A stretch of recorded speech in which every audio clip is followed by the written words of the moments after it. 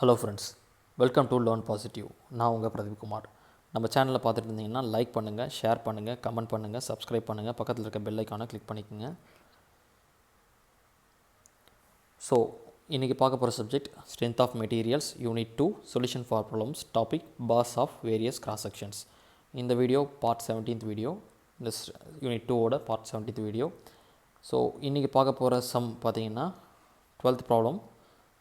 So நான் first question read பண்ணிடுறேன், அப்புறம் அதில் வந்து எப்படி எடுக்கிறதுன்னு சொல்லிட்டு எக்ஸ்பிளைன் பண்ணுறேன். ஸோ கொஷின் வந்து a steel bar is 450 mm long, the two ends are 15 mm and having equal lengths. So 15 mm அங்கே கொடுத்துருக்கு வந்து diameter. So it is subjected to a tensile load of 15 kN. It is stress in the middle portion is limited to 160 Nm/mm². Determine the diameter of that portion. Find also the length of the middle portion if the total elongation of the bar is 0.25 mm. Eng's modulus of the material is given as 2 × 10⁵ Nm/mm². So அவங்க கொடுத்துருக்க question பார்த்தீங்கன்னா ஒரு steel பார் கொடுத்துருக்காங்க. அந்த steel பாரோட value வந்து 450 mm சொல்லி கொடுத்துருக்காங்க. அந்த கொஷினோட ஒரு பிளாக் டயக்ராம் தான் நம்ம கீழே கொடுத்துருக்கேன். ஸோ கீழே ஒரு ஸ்டீல் பார் இருக்குது, அதோட சைஸ் பார்த்திங்கன்னா வேரி ஆகுது. ஸோ அதோட ஓவரால் லென்த் பார்த்திங்கன்னா 450 mm கொடுத்துருக்காங்க. அதோட 2 ends, ரெண்டு பக்கம் இருக்கிற லாஸ்ட் எண்ட்ஸ் பார்த்திங்கன்னா 15 mm டயாமீட்டரில் இருக்குது. ரெண்டுமே ஈக்குவல் லென்த்துன்னு கொடுத்துருக்காங்க, ஆனால் லென்த் கொடுக்கல.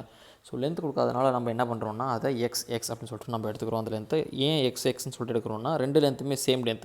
சப்போஸ் அந்த லென்த் வேறு லென்த்தாக இருந்தால் நம்ம இடத்துல வந்து எக்ஸு ஒய் அப்படின்ற மாதிரி எடுத்துகிட்டு இருக்கலாம். ஸோ அது மாதிரி டிஃப்ரெண்ட் இல்லை ஏபி அப்படின்னு எடுத்துக்கலாம்.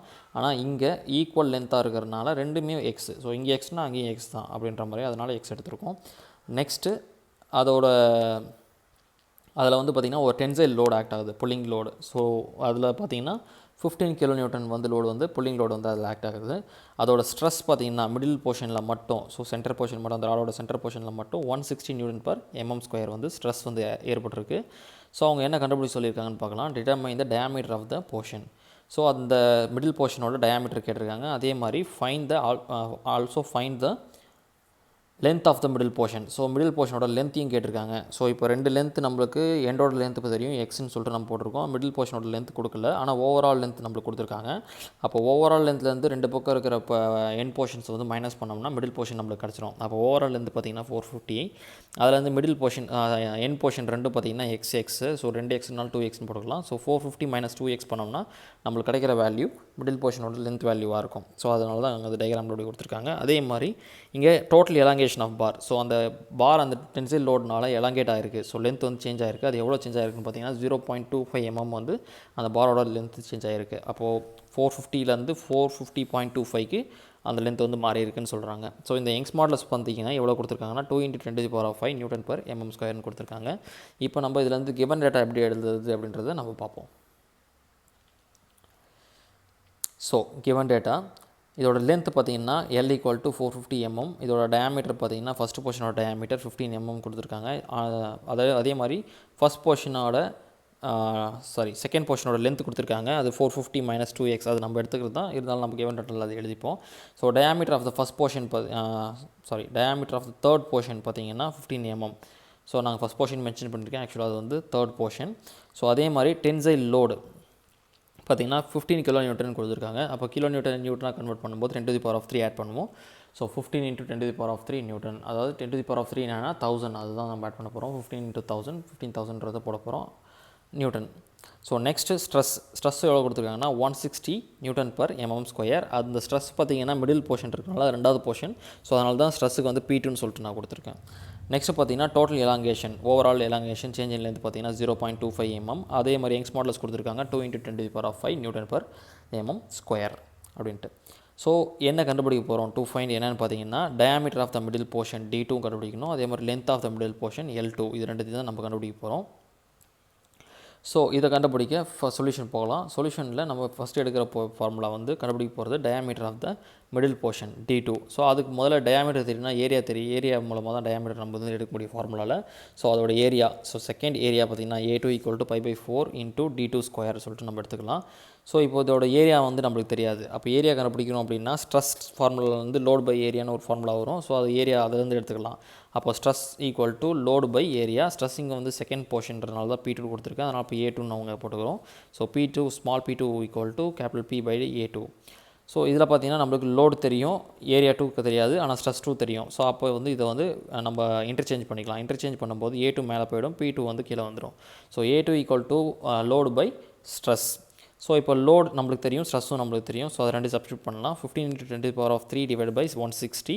ஸோ இதோட வேல்யூ பார்த்தீங்கன்னா 93.75 mm² வருது. இதுதான் செகண்ட் போர்ஷனோட ஏரியா. ஸோ இப்போ இந்த செகண்ட் போர்ஷனோட ஏரியா வச்சு நம்ம என்ன பண்ண போகிறோம்னா டயாமீட்டர் கண்டுபிடிக்க போகிறோம்.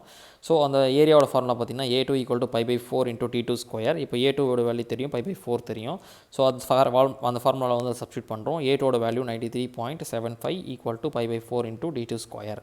ஸோ இப்போ நம்ம என்ன பண்ண போகிறோம்னா இந்த பக்கம் இருக்கிற π/4 வந்து இந்த லெஃப்ட் சைடில் எடுத்துகிட்டு வர போகிறோம். எடுத்துகிட்டு வரும்போது மல்டிப்ளையில் இருக்கிறது டிவைடில் வரும். So 93.75 divide by π/4 equal to D2². So அதோட வேல்யூ பார்த்தீங்கன்னா D2² வேல்யூ 119.366. இதுதான் வந்து D2² வேல்யூ. இப்போ இந்த அந்த பக்கம் இருக்க ஸ்கொயர் ஈக்குவல் டு இந்த பக்கம் வரும்போது பார்த்தீங்கன்னா ரூட்டாக மாறும். அப்போ அதோட D2 வேல்யூ பார்த்தீங்கன்னா 10.925 mm சொல்லிட்டு வருது. So diameter of the middle portion நம்ம கண்டுபிடிச்சாச்சு, 10.925 mm. நெக்ஸ்ட் நம்ம கண்டுபிடிக்க போகிறது length of the middle portion. So length of the middle portion நம்ம ஆல்ரெடி சொன்ன மாதிரி தான்.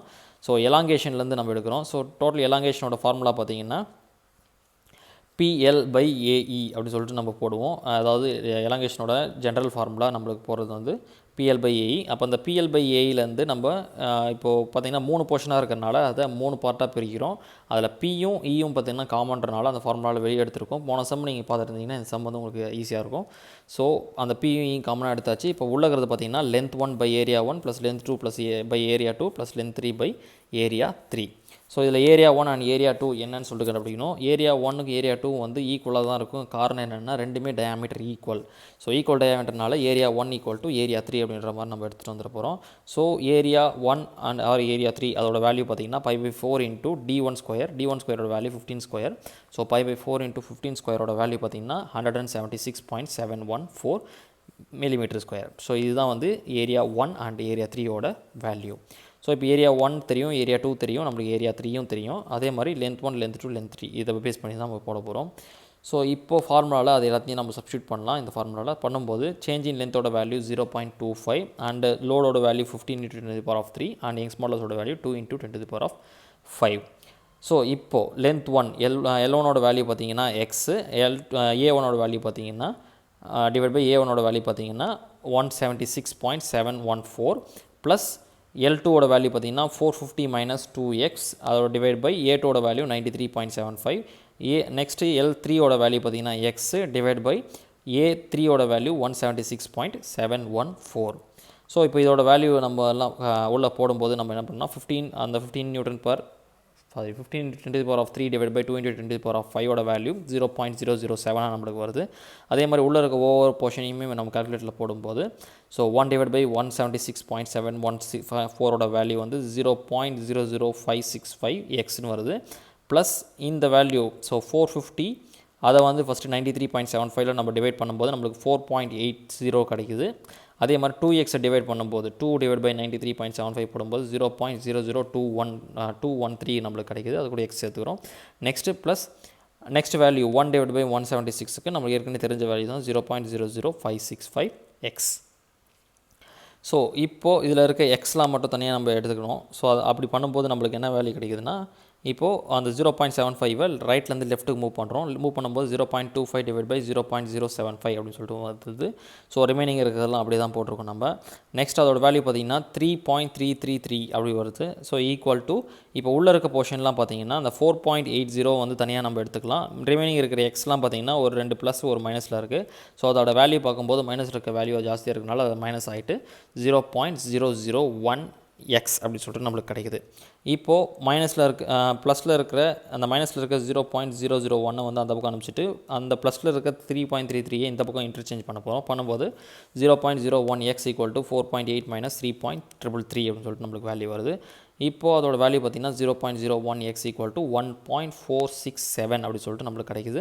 இப்போ அந்த எக்ஸை மட்டும் அந்த பக்கம் வச்சுட்டு 0.001 இந்த பக்கம் எடுத்துகிட்டு வந்து டிவைட் பண்ண போகிறோம். டிவைட் பண்ணும்போது நம்மளுக்கு கிடைக்கிற value X equal to 1.467 divide by 001 அதோட வேல்யூ பார்த்திங்கன்னா 146.7 mm. ஸோ எக்ஸ் அதாவது எக்ஸோட வேல்யூ பார்த்தீங்கன்னா 146.7 mm. எக்ஸுக்கு என்ன நம்ம வந்து ஆக்சுவலாக போடுவோம்னா L1 அண்ட் L3 இதோட வேல்யூ தான் வந்து எக்ஸோட value. So X equal to L1 equal to L3. அப்போ length of the middle portion L2 equal to 450 minus 2x நம்மளுக்கு கண்டுபிடிச்சிருக்கோம். ஸோ இப்போ எக்ஸோட வேல்யூ நம்மளுக்கு தெரியும், அதை இங்கே சப்ஸ்டியூட் பண்ண போகிறோம். ஸோ 450 மைனஸ் 2 இன்ட்டு 146.7 இதோட வேல்யூ பார்த்தீங்கன்னா 293.4 வருது. அப்போ 450 மைனஸ் 293.4ஓட வேல்யூ பார்த்தீங்கன்னா 156.6 mm அப்படி சொல்லிட்டு நம்மளுக்கு கிடைக்குது. ஸோ இப்போ நம்ம டயாமீட்டர் ஆஃப் த மிடில் போர்ஷனும் கண்டுபிடிச்சாச்சு, லென்த் ஆஃப் த மிடில் போர்ஷனும் கண்டுபிடிச்சாச்சு. இப்போ ஃபைனலாக போட போகிறது ரிசல்ட். ஸோ ரிசல்ட்டில் பார்த்தீங்கன்னா diameter of the middle portion D2 equal to 10.925 mm அப்படி சொல்லிட்டு நம்ம போட போகிறோம். அதே மாதிரி length of the middle portion பார்த்தீங்கன்னா L2 equal to 156.6 mm. So இதுதான் வந்து கடைசியாக நம்மளுக்கு கிடைக்கிற ரிசல்ட். ஃப்ரெண்ட்ஸ், இந்த வீடியோ உங்களுக்கு பிடிச்சிருந்ததுன்னா லைக் பண்ணுங்கள், ஷேர் பண்ணுங்கள், கமெண்ட் பண்ணுங்கள், மறக்காமல் சேனலை சப்ஸ்கிரைப் பண்ணிக்கங்க. தேங்க்யூ.